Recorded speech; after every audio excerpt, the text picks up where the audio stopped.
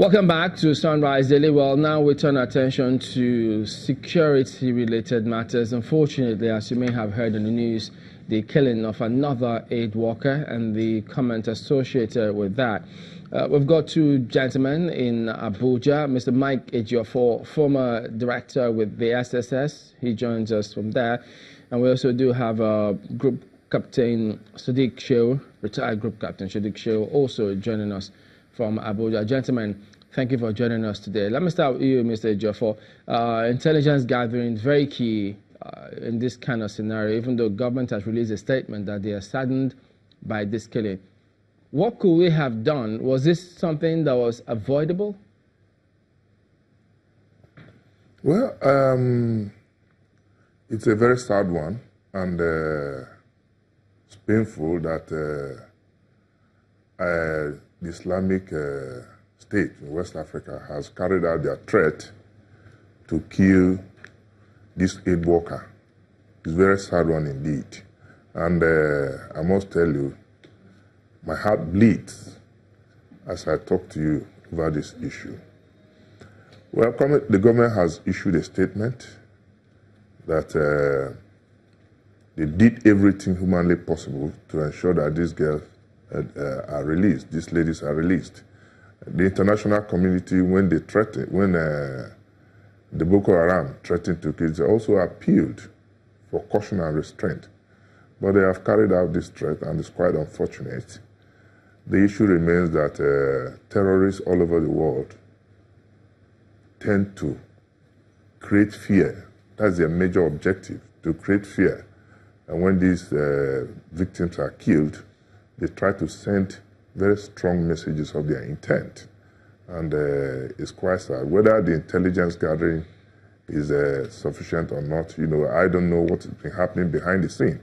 But if you recall that the federal government has also made a statement, they have opened negotiations, and negotiations have been ongoing. So this part of intelligence gathering, I believe, like the government said, they did all they could to ensure the release of these girls. But my concern now is that the remaining ones, efforts should be intensified to get the release of the two remaining ladies who they say they will be subjected to slavery for life.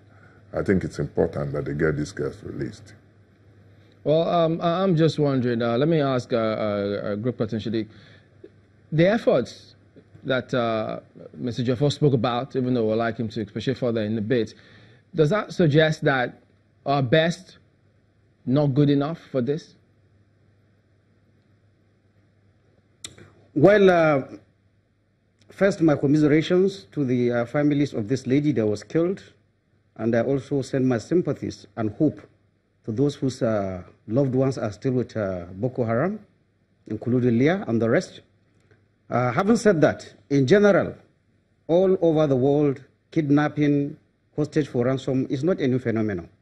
And we are bound to learn from what happens in other countries. In general, for a government policymaker that is faced with a hostage or ransom situation, there are just three options open. The first one is the policy of no concession.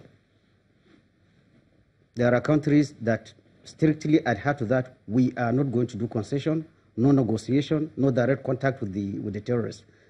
The second option is conceding, or rather capitulation, and getting a safe release for the hostages. The third option that remains is tactical action.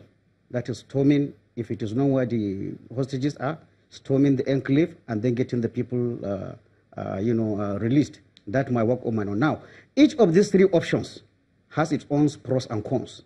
When you talk of no concession, it is very easy, or it is very common for people to hear, since Ronald Reagan said the famous statement, "We do not negotiate with terrorists." But in reality, research has been carried out even among countries that profess this no concession policy.